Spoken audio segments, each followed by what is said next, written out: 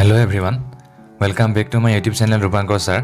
আজিৰ এই ভিডিঅ'টোত আমি কেইটামান অসমীয়া শব্দৰ ইংৰাজী আৰু হিন্দী অৰ্থৰ বিষয়ে আলোচনা কৰিম। ইয়াৰ প্ৰথমটি হৈছে অপৰাধী। ইয়াক ইংৰাজীত কোৱা হয় ক্ৰিমিনেল।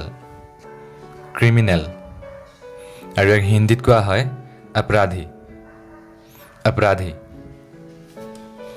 ইয়াৰ পিছৰটি হৈছে আৰক্ষী। ইয়াক ইংৰাজীত কোৱা হয় পুলিচ। পুলিচ। আৰু ইয়াক হিন্দীত কোৱা হয় আৰক্ষী। আৰক্ষী।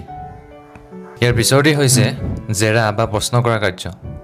ইয়াক ইংৰাজীত কোৱা হয় ইণ্টাৰগেশ্যন। ইণ্টাৰগেশ্যন। আৰু ইয়াক হিন্দীত কোৱা হয় পুছতাছ। পুছতাছ। ইয়াৰ পিছৰটি হৈছে চোৰ। ইয়াক ইংৰাজীত কোৱা হয় থিফ। থিফ। আৰু ইয়াক হিন্দীত কোৱা হয় চোৰ। চোৰ। ইয়াৰ পিছৰটি হৈছে ডকাইত। ইয়াক ইংৰাজীত কোৱা হয় ৰবাৰ। ৰবাৰ। আৰু ইয়াক হিন্দীত কোৱা হয় ডাকু। ডাকু। ইয়াৰ পিছৰটি হৈছে গোচৰ। ইয়াক ইংৰাজীত কোৱা হয় কমপ্লেইণ্ট। কমপ্লেইণ্ট। আৰু ইয়াক হিন্দীত কোৱা হয় চিকায়ত। চিকায়ত। ইয়াৰ পিছৰটি হৈছে উকিল। ইয়াক ইংৰাজীত কোৱা হয় লয়াৰ। লয়াৰ। আৰু ইয়াক হিন্দীত কোৱা হয় ৱকিল। ৱকিল। ইয়াৰ পিছৰটি হৈছে ন্যায়াধীশ। ইয়াক ইংৰাজীত কোৱা হয় জাজ। জাজ। আৰু ইয়াক হিন্দীত কোৱা হয় ন্যায়াধীশ। ন্যায়াধীশ। ইয়াৰ পিছৰটি হৈছে আদালত। ইয়াক ইংৰাজীত কোৱা হয় কোৰ্ট। কোৰ্ট। আৰু ইয়াক হিন্দীত কোৱা হয় আদালত। আদালত। ইয়াৰ পিছৰটি হৈছে উচ্চ ন্যায়ালয়। ইয়াক ইংৰাজীত কোৱা হয় হাইকোৰ্ট। হাইকোৰ্ট। আৰু ইয়াক হিন্দীত কোৱা হয় উচ্চ ন্যায়ালয়। উচ্চ ন্যায়ালয়। ইয়াৰ পিছৰটি হৈছে উচ্চতম ন্যায়ালয়। ইয়াক ইংৰাজীত কোৱা হয় সুপ্ৰিম কোৰ্ট। Supreme court. আৰু ইয়াক হিন্দীত কোৱা হয় উচ্চতম ন্যায়ালয়।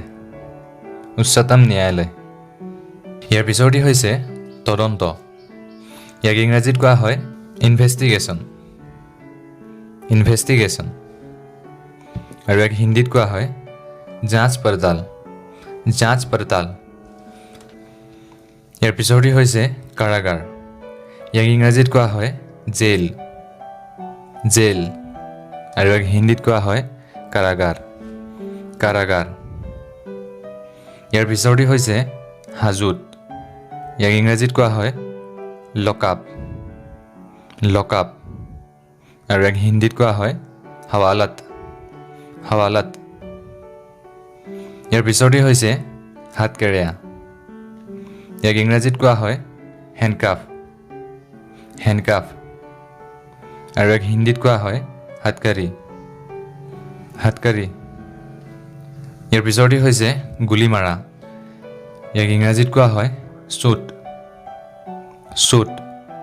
আৰু ইয়াক হিন্দীত কোৱা হয় গলি মাৰনা। গলি মাৰনা।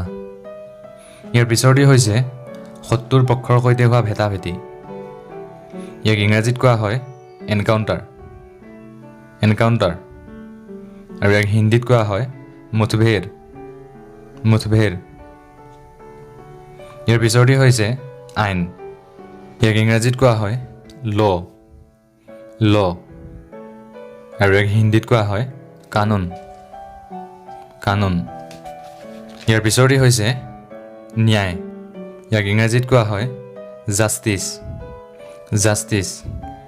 আৰু ইয়াক হিন্দীত কোৱা হয় ন্যায়। ন্যায়। ইয়াৰ পিছৰটি হৈছে হত্যা।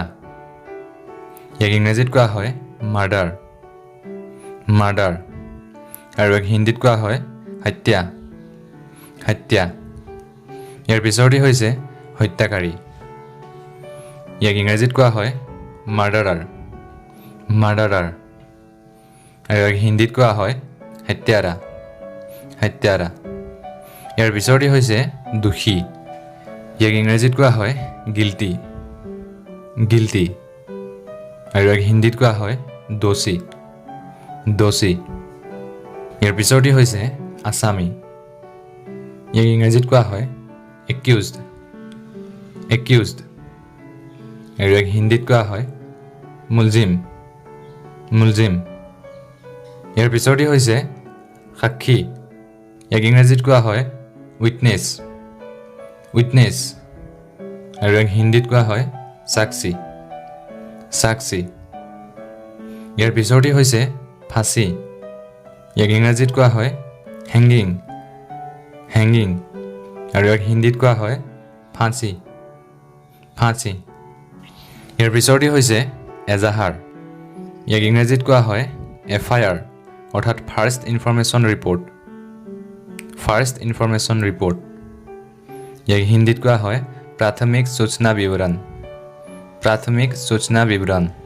ইয়াৰ পিছৰটি হৈছে কাৰাদণ্ড ইয়াক ইংৰাজীত কোৱা হয় ইমপ্ৰিজনমেণ্ট ইমপ্ৰিজনমেণ্ট আৰু ইয়াক হিন্দীত কোৱা হয় কাৰাবাস কাৰাবাস ইয়াৰ পিছৰটি হৈছে কাৰাধ্যক্ষ অৰ্থাৎ জেলৰ প্ৰধান বিষয়া ইয়াক ইংৰাজীত কোৱা হয় জেইলাৰ জেইলাৰ আৰু ইয়াক হিন্দীত কোৱা হয় কাৰাপাল কাৰাপাল অৰ্থাৎ বন্দীগৃহ কি অধ্যক্ষ ইয়াৰ পিছৰটি হৈছে মৰণোত্তৰ পৰীক্ষা ইয়াক ইংৰাজীত কোৱা হয় পোষ্টমৰ্টম পোষ্টমৰ্টম আৰু ইয়াক হিন্দীত কোৱা হয় চোৱা পৰীক্ষা চোৱা পৰীক্ষা ইয়াৰ পিছৰটি হৈছে আয়ুক্ত ইয়াক ইংৰাজীত কোৱা হয় কমিশ্যনাৰ কমিশ্যনাৰ আৰু ইয়াক হিন্দীত কোৱা হয় আয়ুক্ত আয়ুক্ত ইয়াৰ পিছৰটি হৈছে কনিষ্টবল অৰ্থাৎ চিপাহী ইয়াক ইংৰাজীত কোৱা হয় কনষ্টেবল কনষ্টেবল আৰু ইয়াক হিন্দীত কোৱা হয় চিপাহী চিপাহী ইয়াৰ পিছৰটি হৈছে সন্ত্ৰাসবাদী ইয়াক ইংৰাজীত কোৱা হয় টেৰৰিষ্ট টেৰৰিষ্ট আৰু ইয়াক হিন্দীত কোৱা হয় আতংকবাদী আতংকবাদী আজিলৈ ইমানেই এনেধৰণৰ ভিডিঅ' চাই থাকিবৰ বাবে আমাৰ চেনেলটো ছাবস্ক্ৰাইব কৰি ল'ব আৰু কাষতে থকা বেল আইকনটো প্ৰেছ কৰি দিব যাতে আমাৰ প্ৰত্যেকটো ভিডিঅ'ৰ ন'টিফিকেশ্যন সৰ্বপ্ৰথমে আপোনালোকৰ ওচৰ পাই যায় ধন্যবাদ